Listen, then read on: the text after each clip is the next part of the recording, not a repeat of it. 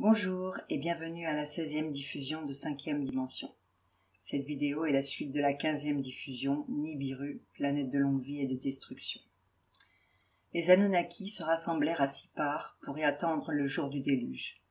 C'est à cette époque, alors que la tension de l'attente se faisait plus pesante, que le seigneur Enki, endormi dans ses quartiers, eut un rêve vision.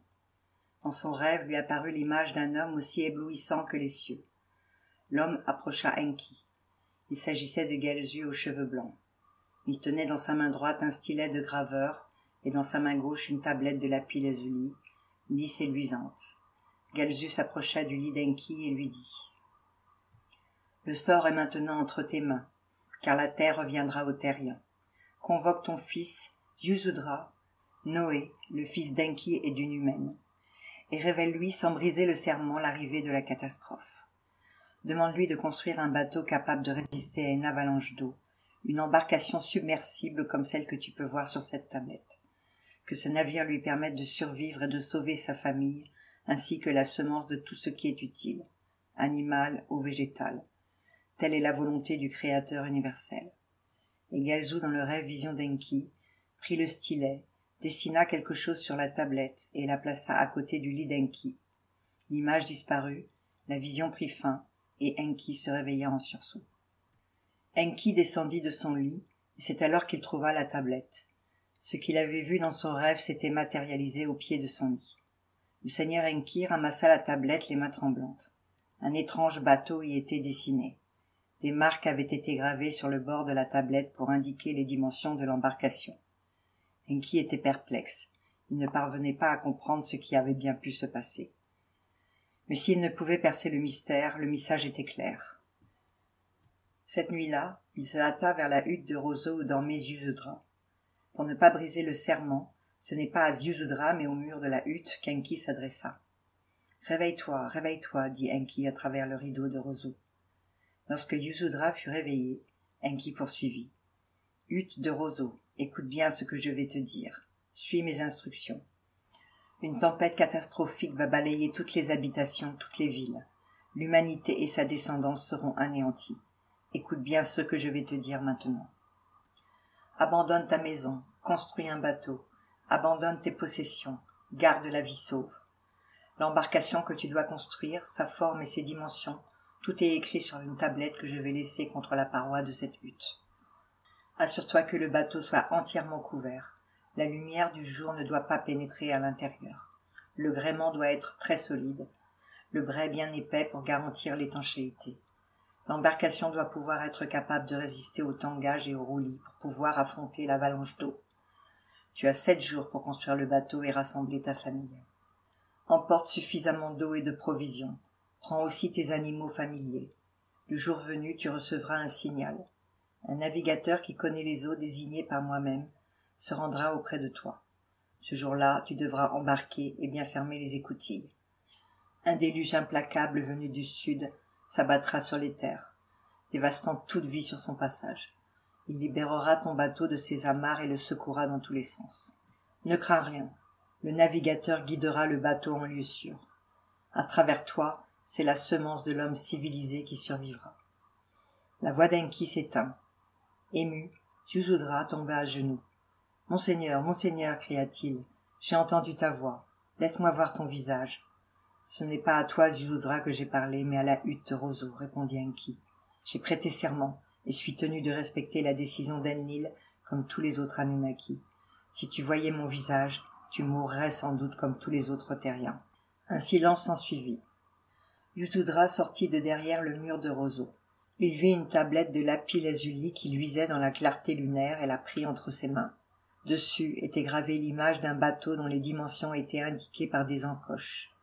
Yuzudra était le plus sage des hommes civilisés. Il comprit ce qu'il avait entendu. Au bout du 5e jour, le bateau était prêt, semblable en tout point à la représentation gravée sur la tablette. Des animaux à 4 pattes furent montés à bord et des oiseaux des champs embarquèrent d'eux-mêmes. Yuzudra fit entrer son épouse et ses fils, suivis de leurs femmes et de leurs enfants. Le 6e jour, Ninagal, le seigneur des grandes eaux, rejoignit l'embarcation. Il était l'un des fils d'Enki et avait été sélectionné pour être le capitaine du bateau. Dans sa main, il tenait une boîte en bois de cèdre qu'il garda à ses côtés pendant le voyage. Elle contient les essences de vie et les œufs de vie des créatures vivantes collectées par le seigneur Enki et par Ninma, afin qu'ils survivent à la colère d'Enlil et permettent de ressusciter la vie sur terre, expliqua-t-il à Ziusudra. Ainsi, tous les animaux furent cachés par couple dans le bateau. Dans le bateau, Ninagal et Ziusudra attendirent l'arrivée du 7e jour. Le déluge était attendu au cours du 120e char. L'avalanche surgit dans la position de la constellation du Lion. Les jours précédant le déluge, les grondements de la terre ressemblaient à des gémissements de douleur. Les nuits précédant la catastrophe, Nibiru apparut dans le ciel telle une étoile brillante. Puis la nuit se fit en plein jour. Au cours de la véritable nuit suivante, la lune disparut, comme avalée par un monstre. La terre se mit à trembler, agitée par une force invisible. Dans les premières lueurs de l'aube, un nuage noir s'éleva à l'horizon.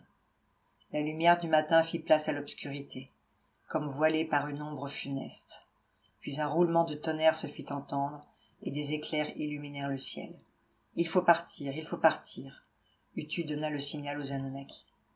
Accroupis dans leur vaisseau, les Anunnaki s'élevèrent dans les cieux. Ninagal vit les éruptions lumineuses de Shurubak, qui se trouvaient à 18 lieues. « Ferme tout, ferme les écoutilles !» cria Ninagal à Ziusudra.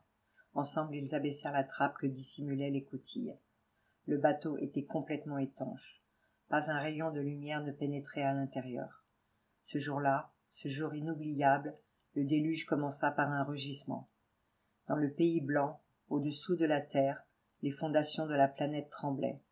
Puis dans un grondement de tonnerre, la couche de glace glissa, attirée par l'invisible force de Nibiru, et s'écrasa dans l'océan.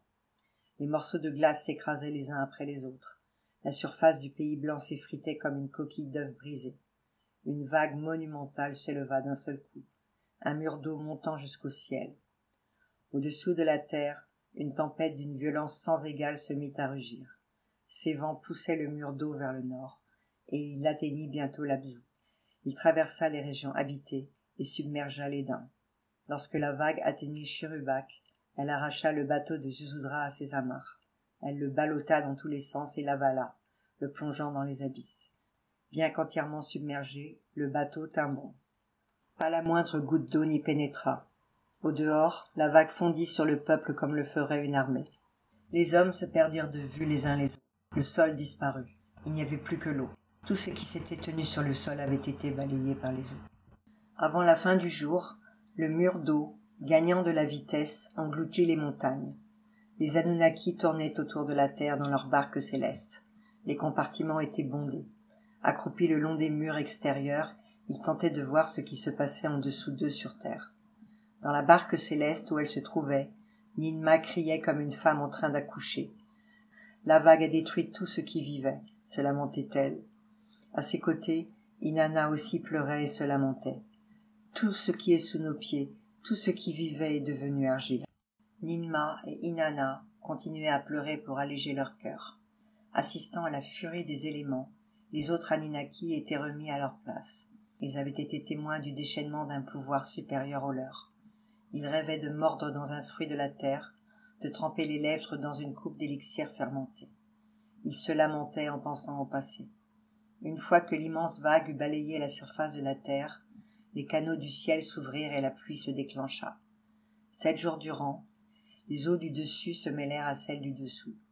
Le mur d'eau, ayant atteint ses limites, cessa alors ses attaques, mais la pluie continua à tomber du ciel pendant 40 jours et 40 nuits. Depuis leur perchoir, les Anunnaki ne pouvaient voir qu'un immense océan, là où jadis se trouvaient les terres émergées. Seuls les sommets des montagnes sortaient de l'eau, et avaient maintenant des allures d'îles. Tout ce qui se trouvait sur les terres émergées avait péri sous l'avalanche d'eau. Puis, comme au commencement, les eaux rejoignirent leur bassin. Les vagues allaient et venaient. Le niveau baissait de jour en jour. 40 jours après que le déluge eut balayé la terre, la pluie cessa. Au bout de 40 jours, Ziusudra ouvrit les écoutilles pour observer les environs. C'était une belle journée, une douce brise soufflait. Le bateau flottait seul sur une vaste mer. Aucun autre signe de vie à l'horizon. Ziusudra s'assit et dit à sa famille d'une voix plaintive. L'humanité et tous les autres êtres vivants ont été rayés de la surface de la terre. Nous sommes les seuls survivants. mais je ne vois aucune terre où poser le pied. C'est alors que Ninagal, le capitaine qu'Enki avait désigné, dirigea l'embarcation vers les pics jumeaux des Aratas, puis vers le mont du Salut. Zuzudra était impatient. Il libéra les oiseaux qui se trouvaient à bord pour qu'ils partent à la recherche de la terre ferme afin de vérifier si quelques plantes avaient survécu. Il envoya une hirondelle, puis un corbeau. Tous deux revinrent au bateau. Il envoya une colombe qui revint avec une brindille d'arbre. Zuzudra savait maintenant que la terre ferme avait enfin émergé. Quelques jours plus tard, la course du bateau fut arrêtée par des rochers. Le déluge est passé. Nous sommes au mont du Salut, annonça Ninagal à Zuzudra. Zuzudra ouvrit l'écoutille étanche et sortit de l'embarcation. Le ciel était clair, le soleil brillait, une brise légère soufflait. Il se dépêcha d'appeler sa femme et ses enfants, leur demandant de le rejoindre. « Prions le Seigneur Enki, remercions-le, leur dit Zuzudra. Avec ses fils, il rassembla des pierres et construisit un autel, puis il alluma un feu qu'il alimenta avec du bois parfumé. Il choisit une agnelle immaculée et l'offrit en sacrifice à Enki. C'est alors que depuis sa barque céleste, Enlil s'adressa à Enki. « Descendons sur les pics d'Arata à bord de tourbillons, afin d'observer la situation et de décider ce que nous allons faire. » Alors que les autres restaient en orbite dans leur barque céleste, Enlil et Enki descendirent sur terre. Les deux frères se retrouvèrent avec le sourire et se donnèrent une accolade. Soudain, Enlil perçut à sa grande surprise l'odeur d'un feu de bois et de viande grillée. « Qu'est-ce que cela veut dire » s'écria-t-il. « Quelqu'un aurait-il survécu au déluge ?»« Allons voir » répondit docilement Enki. À bord de leur tourbillon, ils rejoignirent l'autre pic d'Arata. Apercevant le bateau de Zuzudra, ils se posèrent à proximité de l'autel que ce dernier avait construit. Quand Enlil vit Ninagal parmi les survivants, il laissa éclater sa colère. « Tous les terriens devaient périr » s'écria-t-il furieux. Il bondit vers Enki, déterminé à le tuer de ses propres mains. « Ce n'est pas un simple mortel, c'est mon fils » cria Enki en désignant Zuzudra. Enlil hésita un instant. « Tu as rompu ta promesse » cria-t-il. « C'est à un roseau que j'ai parlé, pas à Zuzudra » répondit Enki. Puis il raconta son rêve-vision à Enlil. Alertés par Ninagal, Ninurta et Ninma les avaient rejoints. Lorsqu'ils apprirent les faits, ils ne s'emportèrent pas contre Enki. La survie de l'humanité doit être la volonté du Créateur universel, dit Ninurta à son père. Ninma porta la main au collier de cristaux qu'Anu lui avait offert et prononça un serment.